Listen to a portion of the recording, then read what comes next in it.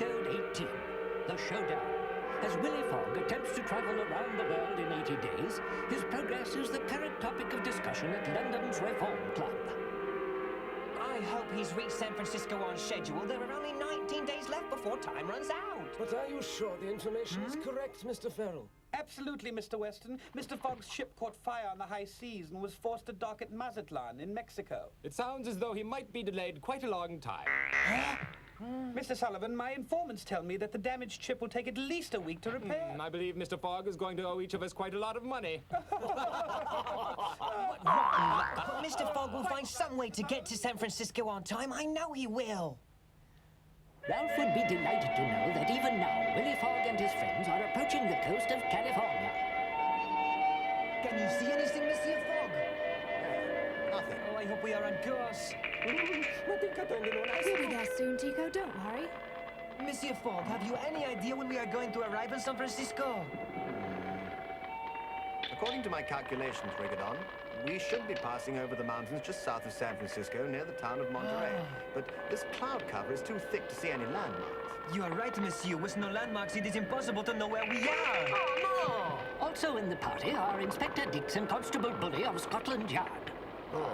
Do you think we'll get there soon, Inspector? I'm so cold and we haven't eaten in a long time. No more uncomfortable than I am. Do I complain? Of course not. Now calm down and get hold of yourself. Oh, quick, Inspector, pull me in. I promise not to complain anymore. Oh, Bully.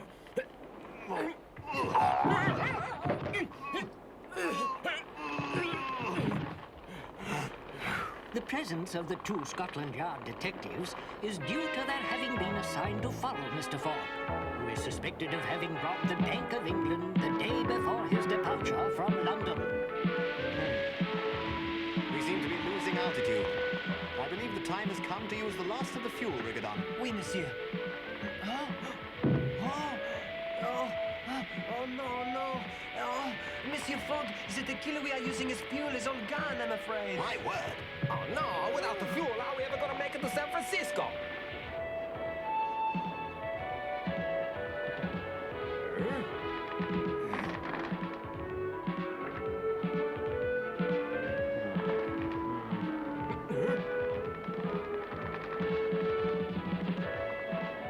Mr. Fogg, that mountain! We're headed straight for it! We've got to go higher or we'll never make it! We're doing what we can, Inspector. Only one thing to do, sir. Steady on, Bully, steady on.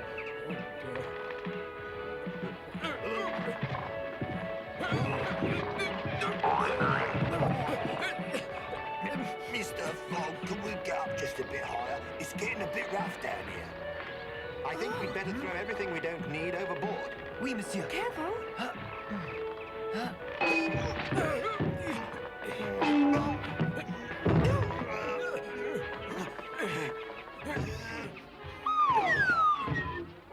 Careful, Mr. Fogg. We nearly collided with one of those trees. Don't worry, Inspector. Their bark is worse than their bite.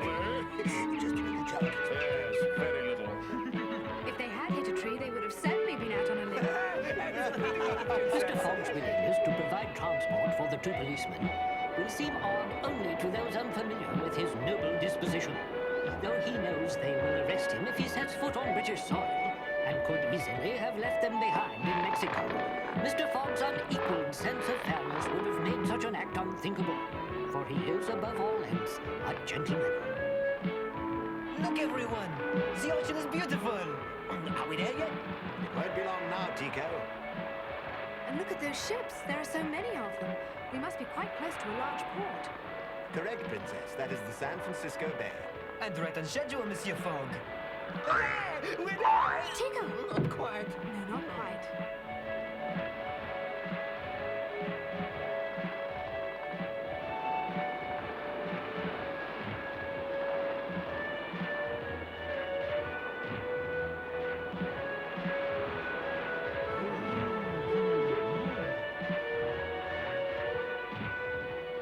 Trapped. If we go any lower, we'll have to swim. Those two policemen should go on a diet, Monsieur Fogg. And say we're not so heavy, we would never have had this problem.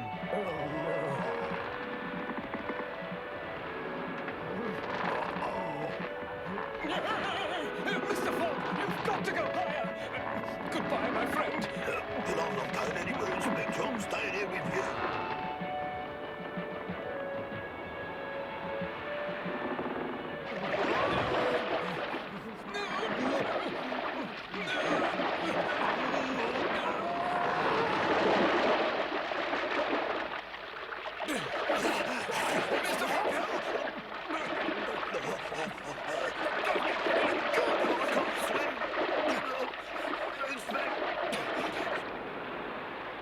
The weight of its burden being considerably diminished, the balloon sails onward without further incident.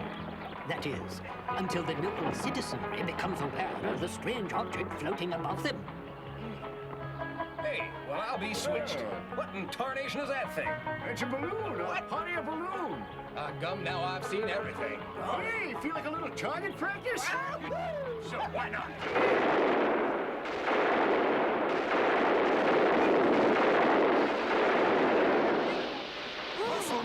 We're going down very quickly. I'll do what I can to make our landing a smooth one, but you'd better hold on to something. Don't worry, Princess. I'll protect you. Just hang on to me really tight and you're gonna be fine.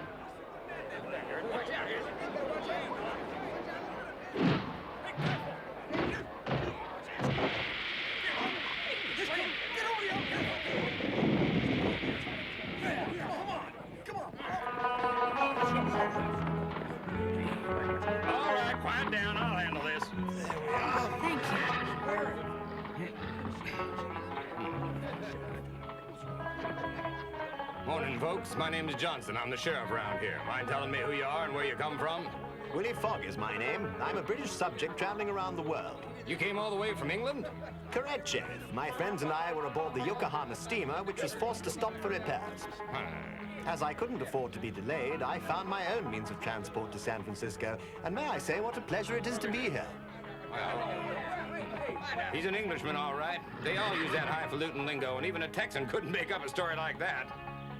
Even if it does talk kind of funny, it takes plenty of guts to try to go around the world. Only thing left to say is welcome to San Francisco, Mr. Fogg. Another newcomer has arrived, the wicked and conniving transfer. I have my own sort of welcome prepared for Mr. Fogg. Yeah, out of my way! Hey! Meanwhile, Inspector Dix and Constable Buly have also arrived and are familiarizing themselves with the California coastline.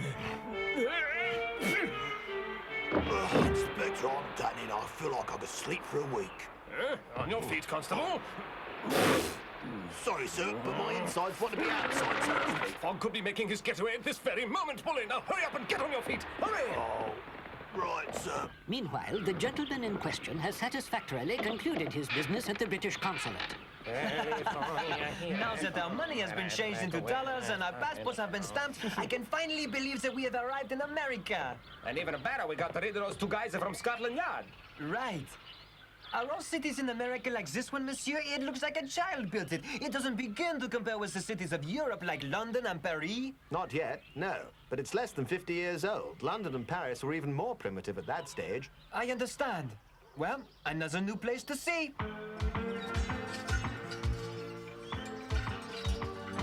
América, América, la tierra sin fin. América, América, ya estamos aquí. Aquí donde el sol nace, donde los sueños son verdad, todo es posible en América. América, América, gigante país. América, América, ya estamos aquí. Donde la gente vive, de costa a costa, el cielo cruz, todo es posible en América. Hey, Rigodon! Yes, Tico, what do you want? Lunch? Aha, just as I'm thinking. 12 o'clock, it's lunchtime. Princess, I've got a little favor to ask of you. Yes? Tell those guys that you hungry. They couldn't possibly refuse a beautiful lady like you, Princess. That corn looks pretty good. Tico, stop it. Mind your manners. We could all use a bite to eat. Let's find a good hotel and have some lunch. Boy, our first good meal in 2 days. I'm feeling better already.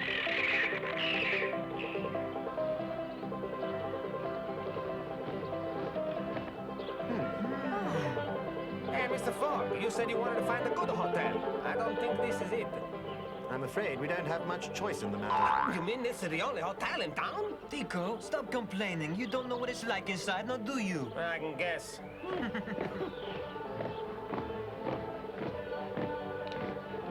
Hey, this place is pretty nice.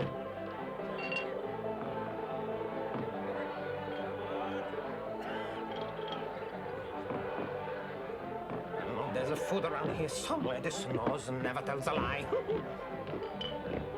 We'd best find out when our train leaves for New York. Good morning. Would you be kind enough to tell us the departure time of the next Central Pacific train bound for New York? Say, you must be the fellow that arrived on that balloon this morning. Take it from me. Folks around here think what you're doing is mighty fine. I can't tell you how pleased I am. Now, about the train to New York. Well, sir, you've got to take the ferry across the bay to Oakland. The train leaves there every evening at 6 o'clock. Perfect. My friends and I will take your finest room and rest for a while. That's right. The fanciest room in the hotel. Coming right up. Here we are.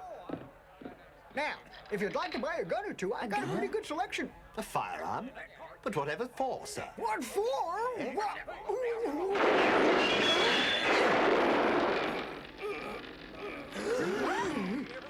always was quicker than me, Big Pete. There's your answer, mister. The West is still a pretty ornery place. A man's got to be able to defend himself or he won't last long at all.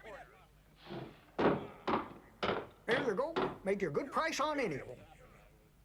Huh? Isn't a hotel an odd place to be selling firearms? Well, see, it's like this. The owners of these guns got shot before they could pay their bills. Gotta get my money back somehow, don't I? Now, they're all in fine condition, of course, but these two are as good as any you'll find.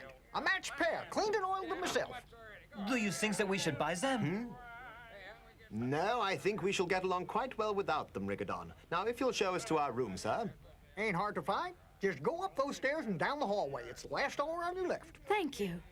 That's it. After you, Princess. This'll never do. The princess, she deserves... It's fine. If this is the finest room in the hotel, I wonder what the others are like. Looks like I was right as usual. It's a tough job being right all the time, but I guess somebody's got to do it. Kiko? Hey, Rigodon. It's been so long since I sleep on a real bed. I'm thinking maybe I forget how. Maybe you'd better sleep on the floor then, eh? Are you crazy, Rigodon? Hoopla! Now, as it stands, we've gained 2 days crossing the Pacific from Yokohama. We lost an equal amount of time due to being delayed in Mexico and traveling by balloon to San Francisco. What a pity the ship broke down. It would have been nice to have those extra 2 days as a margin of safety, but if all goes well, we shan't need them. You are precisely on schedule, are you not, Mr. Fogg? Correct. According to our schedule, we should arrive in London in 18 days. Stop! You're wrong. We're behind the schedule. We should have had lunch a long time ago. You have a point, Tico. Let's continue our discussion in the dining room, shall we? Hey, Rigodon, now you stay here.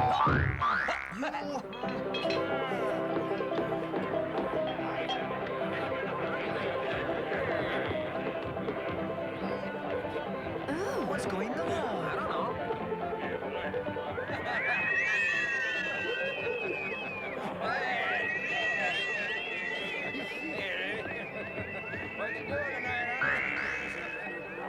These Americans, they have no manners at all. You must remember, Rigodon, that in the West, men outnumber women by 20 to 1. It's their way of giving you a compliment, I suppose. Don't worry, Mr. Fogg. It doesn't bother me a bit. What can I get for you, folks? We're unfamiliar with your menu. What would you recommend? I'd say the buffalo steak. That's fine. All right. Be right back with your soup. I'll eat anything. Can I speak to you a moment, sir? Folks, got some real fine gold dust here. Gold dust? Yes, sir. Been prospecting for 20 years, 2 decades. Got plenty of gold, but I'm a little short of cash.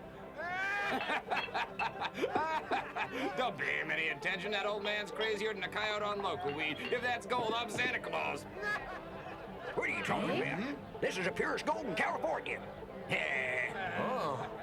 Just take a look-see for yourself, mister. See there? Didn't I tell you?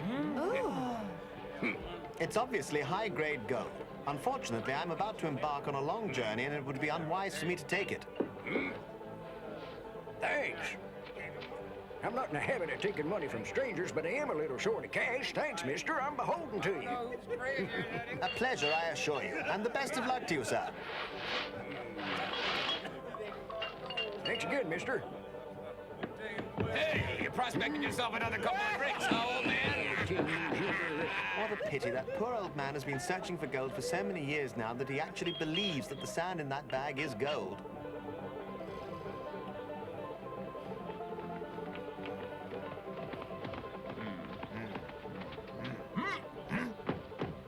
Aha, this is Willy Fog's balloon. Aha. I know he's around here somewhere, and we're going to look until we find him. Careful. Let's wash this trail dust out our mouth. Get on me, Dingo. Dingo Kid. Holy smokes. Well, if it isn't the Dingo Kid, nice to see you again. Looks like you could use a cold drink on the house, of course. He said this here Englishman's got a real pretty lady traveling with him. Well, where is she? Yonder.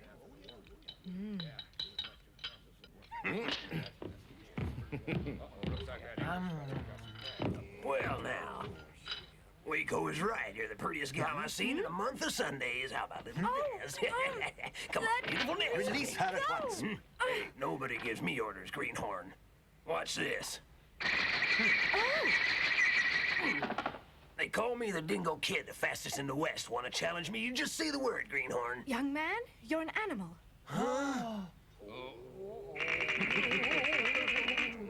Don't look like you're saying much, Dingo. I know why you ain't saying nothing, because you're a yellow-bellied coward, cares more about his own skin than a lady. I can We'll fight. You've insulted the honor of a lady I am bound to defend. Oh, but Mr. Fogg! Well, what do you know? A real hero. You better strap on a gun. That won't be necessary. I have my cane. I don't own a firearm. Are you trying to tell me you're going to go against my gun with that, mister? You're crazy. I do appreciate your concern, Mr. Dingo, but I will do my best not to hurt you. You ain't got a chance. Let's go. Who's going to pay for the damages? Keep your mouth shut and don't interfere. Oh, sir, sorry, sir. Hey, what's going on, Inspector? Quiet, Willy. Careful, Mr. Fogg. Waco, you give the signal by firing your gun. That'll be the last sound you ever hear, mister. Like taking candy from a baby.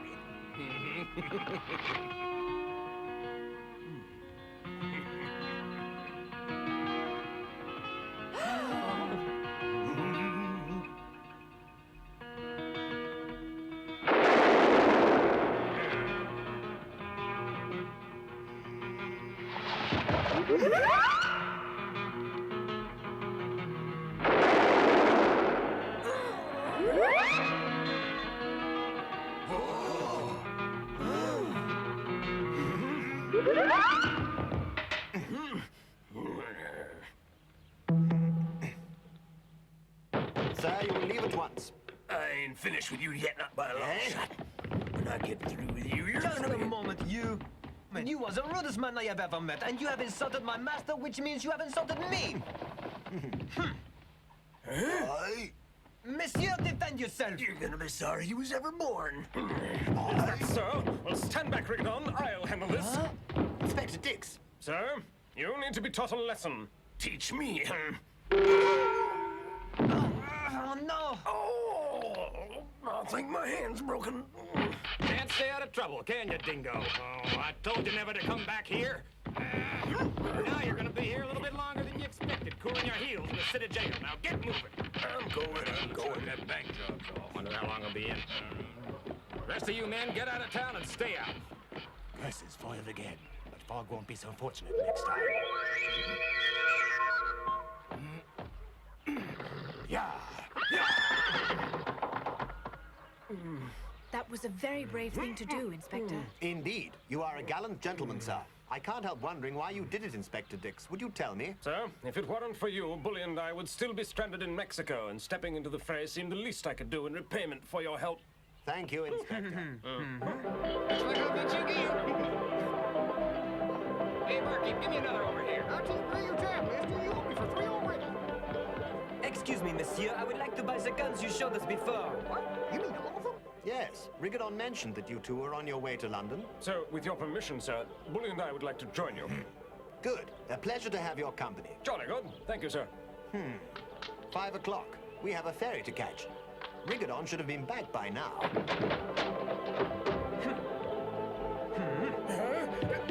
Please don't shoot.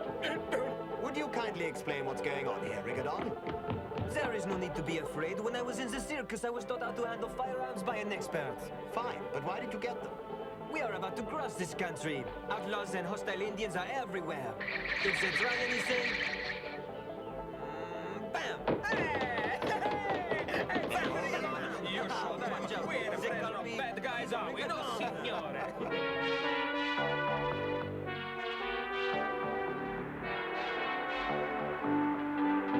Willy Fogg and his companions board their train in the small town of Oakland, where they have arrived after a brief trip by ferry across the starlit San Francisco Bay.